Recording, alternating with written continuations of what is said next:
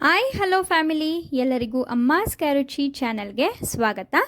ಈಗ ಮಳೆಗಾಲ ಆಗಿರೋದ್ರಿಂದ ಪ್ರತಿದಿನ ಮಳೆ ಬರ್ತಾನೆ ಇದೆ, ತುಂಬ ಚಳಿ ಕೂಡ ಇದೆ. ಅಂಥ ಟೈಮ್ನಲ್ಲಿ ಸಂಜೆ ಹೊತ್ತು ಮಳೆ ಬರಬೇಕಾದ್ರೆ ಏನಾದರೂ ಬಿಸಿ ಬಿಸಿ ತಿನ್ನಬೇಕು ಅಂತ ಎಲ್ಲರಿಗೂ ಅನಿಸುತ್ತೆ. ಆ ಟೈಮ್ನಲ್ಲಿ ಖಂಡಿತವಾಗ್ಲೂ ಈ ರೀತಿ ನಾವು ತೋರಿಸೋ ಥರ ಮಸಾಲ ಮಿರ್ಚಿ ಬಜ್ಜಿನ ಟ್ರೈ ಮಾಡಿ ನೋಡಿ. ತುಂಬ ಚೆನ್ನಾಗಿರುತ್ತೆ, ತುಂಬ ಸ್ಪೈಸಿಯಾಗಿರುತ್ತೆ, ಖಾರವಾಗಿರುತ್ತೆ ಅಂತ ಹೇಳ್ತೀನಿ. ಒಂದು ಸಲ ಟ್ರೈ ಮಾಡಿ ನೋಡಿದ್ರೇ ಇದ್ರ ರುಚಿ ಗೊತ್ತಾಗುತ್ತೆ. ಒಂದು ಸಲ ಟ್ರೈ ಮಾಡಿದ್ರೆ ಮತ್ತೆ ಪುನಃ ಮಾಡಿಕೊಂಡು ತಿಂತೀರಾ, ಅಷ್ಟು ರುಚಿಯಾಗಿರುತ್ತೆ. ಮನೇಲಿರೋರಿಗೆಲ್ಲ ತುಂಬ ಇಷ್ಟ ಆಗುತ್ತೆ ಅಂತ ಹೇಳ್ತೀನಿ. ಸೊ ಈ ಮಿರ್ಚಿ ಬಜ್ಜಿ ಮಸಾಲ ಮಾಡೋದು ತುಂಬ ಸುಲಭ, ತುಂಬ ಈಸಿಯಾಗಿ ಮಾಡ್ಕೊಬೋದು, ತುಂಬ ಟೇಸ್ಟಿಯಾಗಿರುತ್ತೆ. ಇದು ಸೈಡ್ ಡಿಶ್ ಆಗೂ ಕೂಡ ತುಂಬ ಚೆನ್ನಾಗಿರುತ್ತೆ. ಯಾವಾಗಲೂ ಒಂದೇ ಥರ ಬಜ್ಜಿ ತಿಂದು ಬೇಜಾರಾಗಿದ್ದರೆ ಖಂಡಿತವಾಗ್ಲೂ ಈ ರೀತಿಯಾಗಿ ಡಿಫ್ರೆಂಟಾಗೆ ತುಂಬ ರುಚಿಯಾಗೆ ನೀವು ಒಂದು ಸಲ ಮಸಾಲ ಮಿರ್ಚಿ ಬಜ್ಜಿನ ಟ್ರೈ ಮಾಡಿ ನೋಡ್ಬೋದು. ಹಾಗಾದರೆ ಬನ್ನಿ, ಇದನ್ನು ಮಾಡೋದಕ್ಕೆ ಏನೆಲ್ಲ ಪದಾರ್ಥಗಳು ಬೇಕಾಗುತ್ತೆ ಅಂತ ನೋಡ್ಕೊಂಬರೋಣ. ಇಲ್ಲಿ ನಾವು ಬಜ್ಜಿ ಮೆಣಸಿನ್ಕಾಯಿನ ತೊಗೊಂಡಿದ್ದೀವಿ. ಈ ರೀತಿ ಮೆಣಸಿನ್ಕಾಯಿನ ಮಧ್ಯದಲ್ಲಿ ಕಟ್ ಮಾಡಿಕೊಂಡು ಅದರ ಒಳಗಡೆ ಇರುವಂಥ ಬೀಜನೆಲ್ಲ ತೆಗೆದಿಟ್ಟಿದ್ದೀವಿ. ಒಳಗಡೆ ಇರುವಂಥ ಬೀಜ ಗ್ಯಾಸ್ಟ್ರಿಕ್ ಆಗುತ್ತೆ, ಆದ್ದರಿಂದ ಒಳಗಿರುವಂಥ ಬೀಜನೆಲ್ಲ ತೆಗೆದು ಈ ರೀತಿ ಬಜ್ಜಿ ಮೆಣಸಿನ್ಕಾಯಿನ ಕಟ್ ಮಾಡಿ ಇಟ್ಕೊಂಡಿದ್ದೀವಿ. ಒಂದು 150 ಗ್ರಾಮಷ್ಟು ಕಡಲೆ ಹಿಟ್ಟನ್ನು ತೊಗೊಂಡಿದ್ದೀವಿ. ಹಾಗೆ ಒಂದು ಬಟ್ಲಲ್ಲಿ ಒಂದು ಅರ್ಧ ಬಟ್ಲಷ್ಟು ಅಕ್ಕಿ ಹಿಟ್ಟನ್ನು ತೊಗೊಂಡಿದ್ದೀವಿ.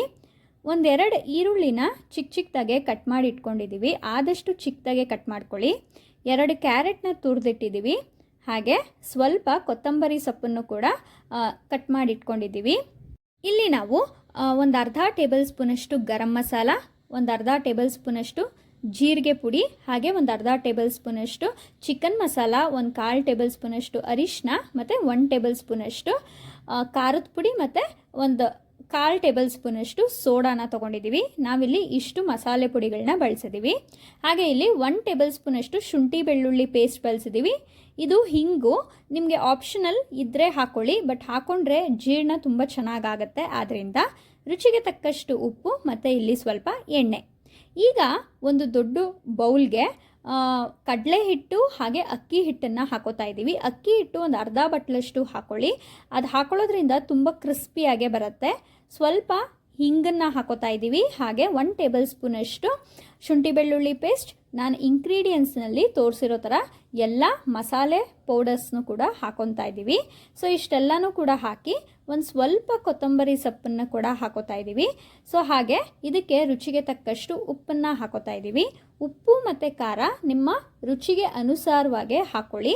ಸೊ ಖಾರ ಇಷ್ಟಪಡೋರು ಖಾರ ಜಾಸ್ತಿ ಹಾಕ್ಕೋಬೋದು, ಇಲ್ಲಾಂದರೆ ಖಾರ ಕಡಿಮೆ ಬೇಕು ಅನ್ನೋರು ಕೂಡ ಖಾರ ಕಡಿಮೆ ಹಾಕ್ಕೋಬೋದು. ಈ ರೀತಿ ಇದನ್ನು ನಾವು ಕ್ಲೀನಾಗೆ ಫಸ್ಟು ಮಿಕ್ಸ್ ಮಾಡ್ಕೊಬೇಕಾಗತ್ತೆ. ನೋಡಿ, ಈ ರೀತಿ ಮಿಕ್ಸ್ ಮಾಡಿದ್ಮೇಲೆ ಇದಕ್ಕೆ ಸ್ವಲ್ಪನೇ ನೀರನ್ನು ಹಾಕ್ಕೊಂಡು ಕಲಿಸ್ಕೊಬೇಕು. ಯಾಕೆ ಅಂದರೆ ಇದನ್ನು ಜಾಸ್ತಿ ತೆಳ್ಳಕ್ಕೆ ಮಾಡ್ಕೊಳ್ಳೋಕ್ಕೆ ಹೋಗಬೇಡಿ. ಈ ಹಸಿಟ್ಟನ್ನು ತುಂಬ ತೆಳ್ಳಗಾಗೋಗ್ಬಿಟ್ರೆ ಮೆಣಸಿನ್ಕಾಯಿಗೆ ಜಾಸ್ತಿ ಹಸಿಟ್ಟು ಹಿಡಿಯಲ್ಲ, ಆಗ ರುಚಿ ಚೆನ್ನಾಗಿರಲ್ಲ. ಒಂದು ಮೀಡಿಯಮ್ ಆಗಿ ನಾವು ತೋರಿಸುವಂಥ ಒಂದು ಟೆಕ್ಸ್ಚರ್ಗೆ ಈ ಹಸಿಟ್ಟನ್ನು ಕಲಿಸ್ಕೊಂಡ್ರೆ ಆಯಿತು. ತುಂಬ ಗಟ್ಟಿಗೂ ಕಲಿಸ್ಕೊಬೇಡಿ, ತುಂಬ ತೆಳ್ಳಕ್ಕೂ ಕೂಡ ಕಲಿಸ್ಕೊಬೇಡಿ. ಇದಕ್ಕೆ ನೀವು ಓಂ ಕಾಳನ್ನು ಕೂಡ ಹಾಕೋಬೋದು, ರುಚಿ ತುಂಬ ಚೆನ್ನಾಗಿರುತ್ತೆ. ಓಂ ಕಾಳಿಂದು ನಮ್ಮ ಹತ್ರ ಇರಲಿಲ್ಲ, ಆದ್ದರಿಂದ ನಾವು ಬಳಸಿಲ್ಲ. ನೀವು ಮಾಡ್ಕೊಬೇಕಾದ್ರೆ ಖಂಡಿತವಾಗ್ಲೂ ಒಂದು ಅರ್ಧ ಅಥವಾ 1 ಟೇಬಲ್ ಸ್ಪೂನಷ್ಟು ಓಂ ಕಾಳನ್ನು ಹಾಕೊಳ್ಳಿ.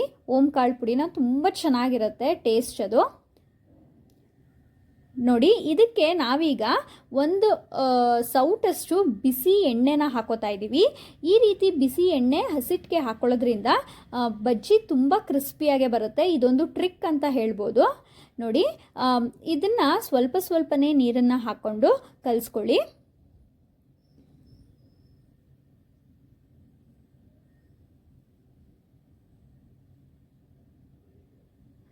ನೋಡಿ, ನಾವು ತೋರಿಸ್ತಿದ್ದೀವಲ್ಲ, ಈ ಟೆಕ್ಸ್ಚರ್ಗೆ ಹಸಿಟ್ಟನ್ನು ಕಲಿಸ್ಕೊಂಡ್ರೆ ಆಯಿತು. ನಿಮಗೆ ಇನ್ನೂ ಸ್ವಲ್ಪ ಗಟ್ಟಿಗೆ ಬೇಕು ಅಂದರೂ ಕೂಡ ಕಲಿಸ್ಕೊಬೋದು. ಸೊ ಮಾಮೂಲಿಯಾಗಿ ಈ ಟೆಕ್ಸ್ಚರ್ಗೆ ಕಲಿಸ್ಕೊಂಡ್ರೆ ಆಯಿತು. ಈಗ ಹಸಿಟ್ಟು ರೆಡಿಯಾಗಿದೆ. ನಾವಾಗಲೇ ಎಣ್ಣೆ ಕಾಯೋದಕ್ಕೂ ಇಟ್ಟಿದ್ದೀವಿ. ಈಗ ಒಂದೊಂದೇ ಬಜ್ಜಿನ ಈ ರೀತಿ ನಾವು ರೆಡಿ ಮಾಡ್ಕೊಂಡಿರುವಂಥ ಹಸಿಟ್ಟಿಗೆ ಕ್ಲೀನಾಗೆ ಅದ್ದಿ ಎಣ್ಣೆಯಲ್ಲಿ ಬಿಡ್ತಾ ಇದ್ದೀವಿ. ಸೊ ತುಂಬ ಚೆನ್ನಾಗಿರುತ್ತೆ. ಮೆಣಸಿನ್ಕಾಯಿನಲ್ಲಿ ಇರೋವಂಥ ಕೊನೆಯದಲ್ಲಿರೋವಂಥ ತೊಟ್ಟನ್ನು ಮುಡಿಯೋಕ್ಕೆ ಹೋಗಬೇಡಿ. ಸೊ ಅದು ಹಾಗೇ ಇರಲಿ. ಈ ರೀತಿ ಎಲ್ಲ ಬಜ್ಜಿಗಳನ್ನೂ ಕೂಡ ಹಸಿಟ್ಟಲ್ಲಿ ಕ್ಲೀನಾಗೆ ಒಂದು 2-3 ಸಲ ಅದ್ದಿ ಎಣ್ಣೆಯಲ್ಲಿ ಡೀಪ್ ಫ್ರೈ ಮಾಡ್ಕೊಬೇಕಾಗತ್ತೆ. ಸೊ ಒಂದು ಸ್ವಲ್ಪ ಕಂದು ಬಣ್ಣಕ್ಕೆ ಬಂದರೆ ಸಾಕು ಬಜ್ಜಿ. ತುಂಬ ಚೆನ್ನಾಗಿರುತ್ತೆ ಈ ಬಜ್ಜಿ ಟೇಸ್ಟು. ನಾನು ಆಗಲೇ ನಿಮಗೆ ಹೇಳ್ದಂಗೆ ಹಸಿಟ್ಟನ್ನು ನೀವು ಕಲಿಸ್ಕೊಬೇಕಾದ್ರೆ ನಿಮ್ಮ ಹತ್ರ ಓಂಕಾಳಿದ್ರೆ ಖಂಡಿತವಾಗ್ಲೂ ಅದನ್ನು ಬಳಸಿ. ಸೊ ಅದ್ರ ಫ್ಲೇವರು ತುಂಬ ಚೆನ್ನಾಗಿರುತ್ತೆ. ಸೊ ಮಧ್ಯದಲ್ಲಿ ಆ ಫ್ಲೇವರು ತುಂಬ ಚೆನ್ನಾಗಿ ಕೊಡುತ್ತೆ. ಸೊ ನಮ್ಮ ಹತ್ರ ಇಲ್ಲದೇ ಇರೋ ಕಾರಣದಿಂದ ನಾವು ಬಳಸಿಲ್ಲ ಅಷ್ಟೇ. ಸೊ ನೋಡಿ, ಈ ರೀತಿಯಾಗಿ ಎರಡೂ ಸೈಡು ಕೂಡ ಬಜ್ಜಿನ ತಿರುಗಿಸಿ ಚೆನ್ನಾಗೆ ಡೀಪ್ ಫ್ರೈ ಮಾಡ್ಕೊಳ್ಳಿ. ಇದೇ ಥರನೇ ಮಿಕ್ಕಿರೋವಂಥ ಎಲ್ಲ ಬಜ್ಜಿಗಳನ್ನೂ ಕೂಡ ಸೊ ನಾವು ರೆಡಿ ಮಾಡ್ಕೊಂಡಿರೋವಂಥ ಹಸಿಟ್ಟಿನಲ್ಲಿ ಮೆಣಸಿನ್ಕಾಯಿನ ಅದ್ದಿ ಈ ರೀತಿ ಎಣ್ಣೆಯಲ್ಲಿ ಡೀಪ್ ಫ್ರೈ ಮಾಡ್ಕೊಬೇಕಾಗತ್ತೆ. ನೋಡಿ, ಈಗ ರೆಡಿಯಾಗಿದೆ. ಸೊ ನೋಡ್ತಾ ಇರ್ಬೋದು ನೀವು. ಸೊ ಇದನ್ನು ಒಂದು ಪ್ಲೇಟ್ಗೆ ನಾವು ತೆಗೆದಿಟ್ಕೊತಾ ಇದ್ದೀವಿ. ಇದೇ ಥರ ಮಿಕ್ಕಿರೋ ಬಜ್ಜಿಗಳನ್ನೂ ಕೂಡ ಇದೇ ಪ್ರೋಸೆಸ್ಸಲ್ಲೇ ನಾವು ಮಾಡಿದ್ದೀವಿ. ಸೊ ನೋಡಿ, ಈಗ ಬಜ್ಜಿನ ಒಂದು ಪ್ಲೇಟ್ಗೆ ತೆಗೆದಿಟ್ಕೊಂಡಿದ್ದೀವಿ. ನೋಡ್ತಾ ಇರ್ಬೋದು. ಈಗ ಬಜ್ಜಿ ರೆಡಿಯಾಗಿದೆ. ನಾವು ಸ್ಟಫಿಂಗ್ಗೆ ರೆಡಿ ಮಾಡ್ಕೊಳ್ಳೋಣ. ಒಂದು ಬಟ್ಲಿಗೆ ಚಿಕ್ಕದಾಗೆ ಕಟ್ ಮಾಡ್ಕೊಂಡಿರುವಂಥ ಈರುಳ್ಳಿ ಮತ್ತು ತುರಿದಿಟ್ಕೊಂಡಿರುವಂಥ ಕ್ಯಾರೆಟು ಮತ್ತು ಸ್ವಲ್ಪ ಕೊತ್ತಂಬರಿ ಸೊಪ್ಪನ್ನು ಹಾಕೋತಾ ಇದ್ದೀವಿ. ಇಲ್ಲಿ ನೀವು ಕ್ಯಾರೆಟ್ನ ಸ್ವಲ್ಪ ಕಡಿಮೆ ತೊಗೊಂಡು ಈರುಳ್ಳಿ ಸ್ವಲ್ಪ ಜಾಸ್ತಿ ಹಾಕೋಬೇಕು. ಈರುಳ್ಳಿ ಟೇಸ್ಟು ತುಂಬ ಚೆನ್ನಾಗಿರುತ್ತೆ. ಆದ್ದರಿಂದ ಇದಕ್ಕೆ ಒಂದು 1/4 ಟೇಬಲ್ ಸ್ಪೂನಷ್ಟು ಖಾರದ ಪುಡಿ, ಹಾಗೆ ಒಂದು 1/4 ಟೇಬಲ್ ಸ್ಪೂನಷ್ಟು ಪೆಪ್ಪರ್ ಪೌಡರು ಮತ್ತು ಒಂದು ಚಿಟಿಕೆಯಷ್ಟು ಉಪ್ಪನ್ನು ಹಾಕ್ಕೊಂಡ್ರೆ ಆಯಿತು. ಸೊ ಇಲ್ಲಿ ನೀವು ಉಪ್ಪು ಖಾರನ ಸ್ವಲ್ಪ ಕಡಿಮೆ ಹಾಕ್ಕೊಳ್ಳಿ, ಯಾಕಂದರೆ ಬಜ್ಜಿಗೆ ಆಲ್ರೆಡಿ ನಾವು ಕರೆಕ್ಟಾಗಿ ಉಪ್ಪು ಖಾರ ಹಾಕಿದ್ದೀವಿ. ಆದ್ದರಿಂದ ಇಲ್ಲಿ ಸ್ಟಫಿಂಗಿಗೆ ಮಾತ್ರ ಸ್ವಲ್ಪ ಹಾಕೋತಾ ಇರೋದು ಉಪ್ಪು ಖಾರ. ಈ ರೀತಿಯಾಗಿ ಇದನ್ನು ಚೆನ್ನಾಗೆ ಮಿಕ್ಸ್ ಮಾಡ್ಕೊಬೇಕು. ಇಲ್ಲಿ ನಿಮ್ಮ ಹತ್ರ ಸ್ವೀಟ್ ಕಾರ್ನ್ ಇದ್ರೂ ಕೂಡ ನೀವಿಲ್ಲಿ ಬಳಸ್ಕೊಬೋದು. ತುಂಬ ಚೆನ್ನಾಗಿರುತ್ತೆ ರುಚಿ. ನೋಡಿ, ಈಗ ಸ್ಟಫಿಂಗು ಕೂಡ ರೆಡಿಯಾಗಿದೆ. ಈಗ ನಾವು ರೆಡಿ ಮಾಡಿಟ್ಕೊಂಡಿರೋವಂಥ ಮಿರ್ಚಿ ಬಜ್ಜಿನ ಒಂದು ಚಾಕುನ ಬಳಸ್ಕೊಂಡು ಈ ರೀತಿ ಬಜ್ಜಿ ಮಧ್ಯದಲ್ಲಿ ಕಟ್ ಮಾಡಬೇಕಾಗತ್ತೆ. ಸೊ ನೋಡ್ತಾ ಇರ್ಬೋದು ಬಜ್ಜಿ ಒಳಗಡೆ ಎಷ್ಟು ಚೆನ್ನಾಗಿ ಬೆಂದಿದೆ ಅಂತ.